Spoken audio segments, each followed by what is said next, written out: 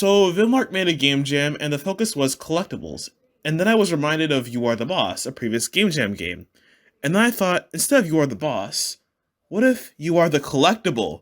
And that's when my soul and sanity were locked into this jam for the next 3 weeks. And then I told my friends and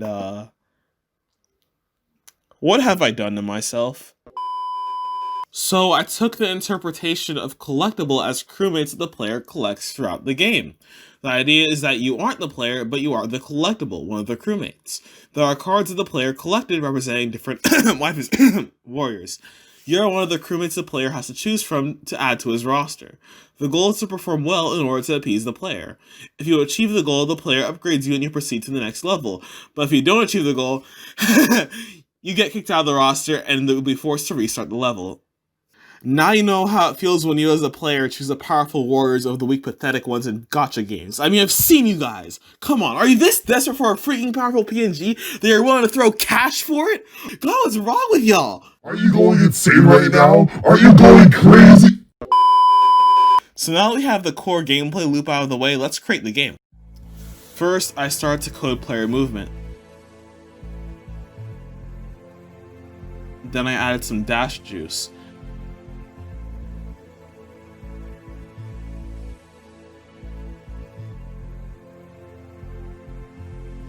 However, I wanted to add player support. The easiest way to do this was with Unity's new input system, so I used that. I created a script based on Bracky's tutorials on the new input system. Then I went ahead and updated the player controller by replacing existing input calls with variables from my new input script. However, there was a problem: mouse input. I wasn't sure how to do that in the new input system and I didn't want to waste time, so instead of choosing one over the other, I just decided to use both. However, the game won't be fun with only the player. We also need to add our waifus, collectibles, crewmates into the game. I wanted to use Unity's NavMesh AI, but unfortunately that does not exist for 2D. Fortunately, I found a plugin that extends Unity's existing NavMesh AI to work for 2D. I examined the code in the example game, created a chase script so that the enemy can follow the player, polished the code a bit, and here are the results. The enemy movement is a bit rough, but I'll fix it. And the enemy also needs the ability to shoot bullets.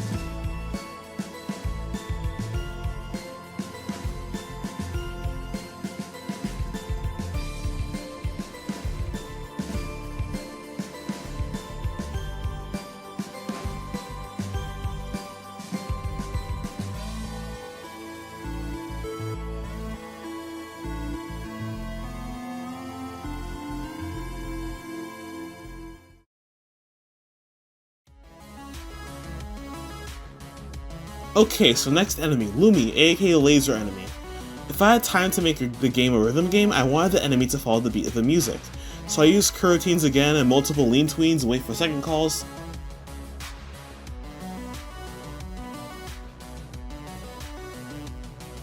However, that didn't really go well. So I switched to lean tween sequences. Not only that fixed the issue, but it also made the code a lot more readable. We got gameplay, however we still need a system in order to score each collectible on the roster. So I started working on the UI composing of a card displaying information for each crewmate.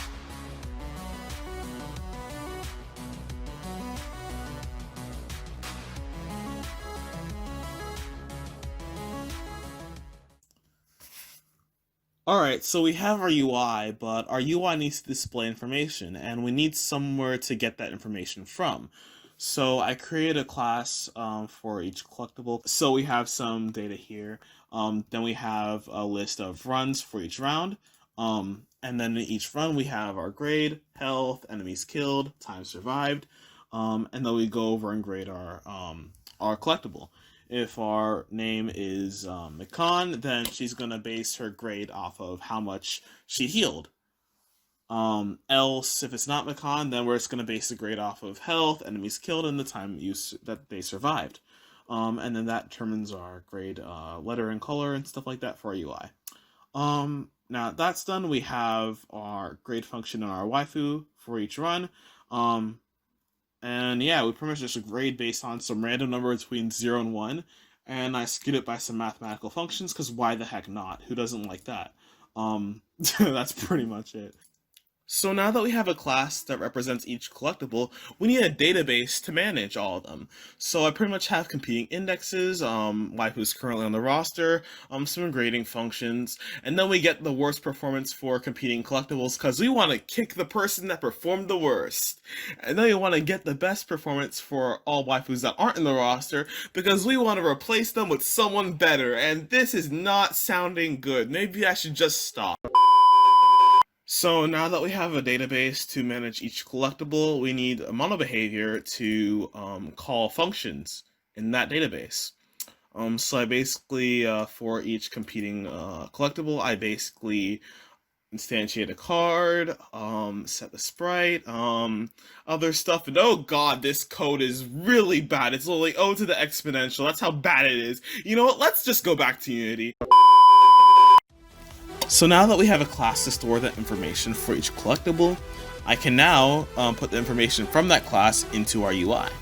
I originally thought that I would use update to update the text, but I ended up using coroutines, which is a lot easier to wrap my head around.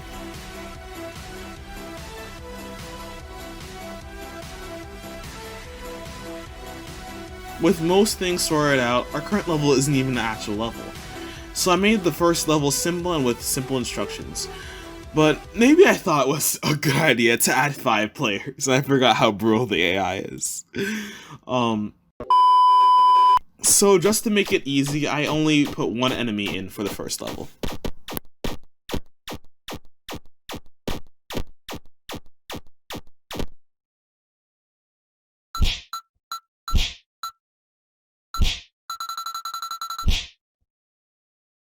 Speaking of sound effects, I had no time to do that because my game is complex as heck.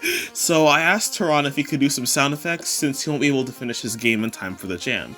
Moments later, he gave me the updated files, audio for sound, an audio manager script, as well as the settings that he used for the audio manager. Now all I had to do was implement everything, and now we have sound effects. Then I made the second level, which is similar, but I just upped the enemy count. By the way, those strange purple cubes that you're seeing, you don't see them in-game, but that's what the enemy AI sees, since they use it to navigate around the area, because the tiles are barriers that they can't pass. What I'm doing here is I'm basically using a raycast to prevent the player from colliding with walls, but that didn't work. Oh well, I fixed it later. After the second level, the player unlocks, wait a second, I didn't give the red triangle enemy a name. I mean, I could call it Terran, since he likes triangles too much, but nah, I'm looking for a unisex name here, I think. Who else do I know that likes guns and pew-pew? I can't really put my finger on it. I can't remember. Let's just call the collectible Danny, because why the heck not? Then I made the third level and added Beacon to imply that she would be the next one the player would collect after he beat the level, but that reference didn't really work for everyone.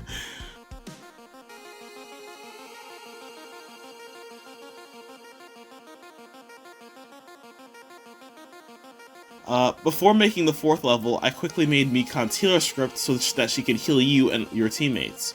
I was trying to make the theme fit my initial idea, so I made her leave the area to go there, to the other teammate, and then after some time she comes back to heal you. Get it? There and back?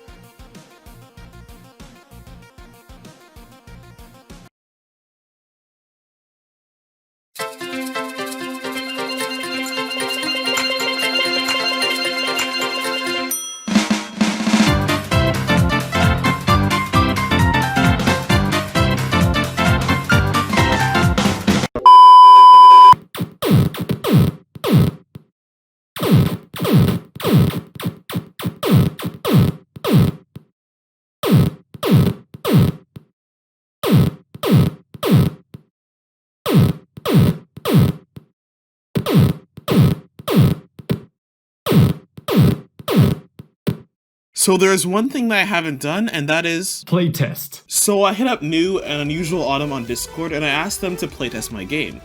Nooh didn't actually know that the enemy was being hit in the first place, since there was no player feedback. So I quickly used Lean Tween to code a blink animation, so you know the enemy got hit.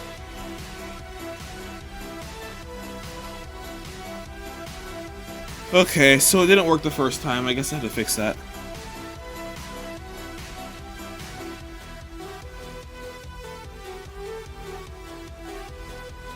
Oh, it works. Great. There's one thing that I've been procrastinating on, and that is music. So I did my first attempt at synthwave, however it didn't sound anything like I expected.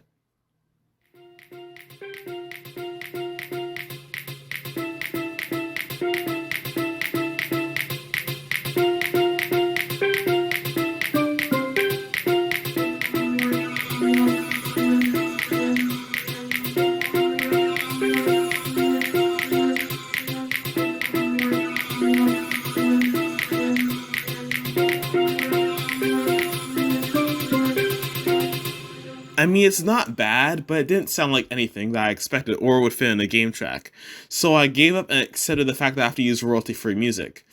However, Prox hit me up and he was open to making music for the game, even though he only had a day to make the soundtrack, and what he put out the next day was epic.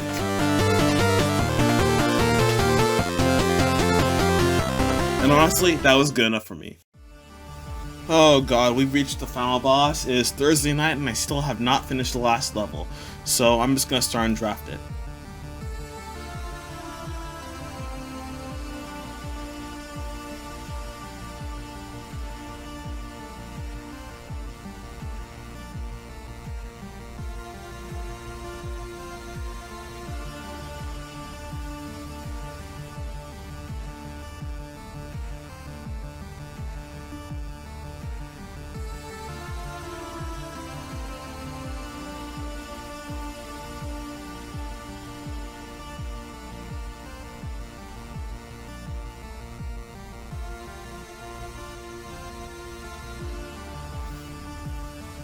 So, great, we have a problem. The enemy's bullets did not go in the right direction. Maybe it's cause I updated the bullet spawners so Riva can have cool bullet patterns, maybe input screwed up, I have no idea. So instead of making Danny inherit the bullet spawner script intended to shoot multiple bullets, I ended up making a bullet shooter script that just spawns one singular bullet. Time wasted, man.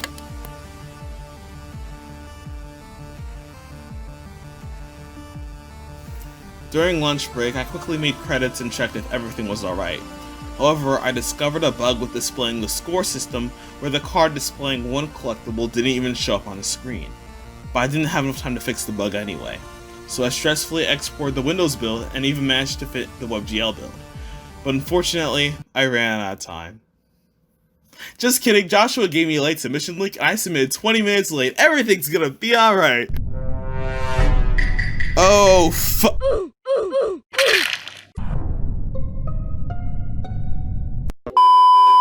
But yeah, finally, after all this time, I was actually able to complete a project, man! Finally! Good for you! Now, how about you complete all the projects you've been procrastinating on since January and do something about it? Because we all know you've been procrastinating. We all know where they are, Sam. Don't lie to ourselves. You completed one project. You still have 27 to go. Chop chop. But yeah, the feedback that I got was great. Let's check the feedback. Just needs some polish. The game needs juice. That player needs to spend more gems and upgrade. There needs to be a way to upgrade or change weapons. The gameplay felt empty and slow. Game felt slow. Shooting felt a bit slow. Bit annoying to shoot. Hard to defeat the enemies. Enemies spawn on top of you right away. Hardest thing to play on a laptop. Mouse controls are ridiculous. Bad at using mouse and a keyboard at the same time. Gameplay needs to show the idea more. Narrative of the game needs to be conveyed more. The gameplay needs to go into depth. Great controls, love the dash. The dash ability was cool. Scenarios were challenging and entertaining. Unique twist. Liked the take on collectible. Sweet yet challenging game. Concept was unique. Scoring system's nice. Awesome idea. Bad execution. The execution of your game idea is a lot more important than your initial idea anyway. Let's forget about that. Less bloom. Cool idea. Intensity of the light was too much. Too much a blue effect. Very nice game, but everything was too shiny. Less glow. I don't know, I think I'm gonna call on that one. This one's hurting my eyes, but I'm gonna call that one because that was, like, the bloom is just too much. It felt like my vision was going out of focus the whole time. But yeah, overall my game scored 209 out of 578 entries, so it's not incredibly bad. The only question is where to go from here. I'm gonna take the feedback that I got and try to work on a post-jam version, and if I manage to make progress, I'll post it here on my channel. And if that does well, I manage to take this to the next level. So if you like what you saw, feel free to subscribe, and maybe check out some of the others that helped me with this project. Terran's games on itch as well as his Project Arrhythmia levels, Prox's games and music. I mean, seriously, how's this track not fire? Also, unusual speed pins and tutorials, as well as Nooh's game dev channel and his Twitch streams. Anyway, that's it for me. I'll see you in the next one. Wait, there's Legendary this weekend? You're kidding. I really don't need another incomplete project on my belt. Please, no. Please, God.